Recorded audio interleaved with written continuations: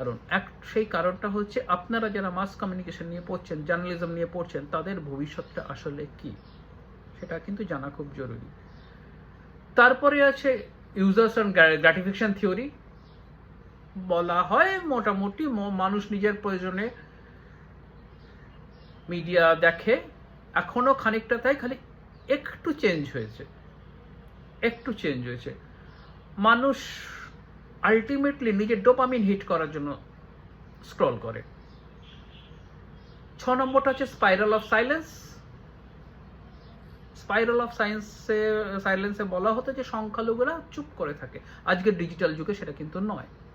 Social মিডিয়ার যুগে সবাই মোটামুটি চেষ্টা করে, সংখ্যালঘুরা তো বিশেষ করে, যেহেতু স্মার্টফোন হাতে এসে গেছে, সবাই চেষ্টা করে নিজেদের বক্তব্য রাখার। গেটকিপিং থিওরি আছে 7 নম্বরে বলছে সম্পাদকরা খবর ফিল্টার করে, এবং প্রত্যেকটা মিডিয়া হাউসের কিন্তু নিজস্ব এডিটিং পলিসি আছে।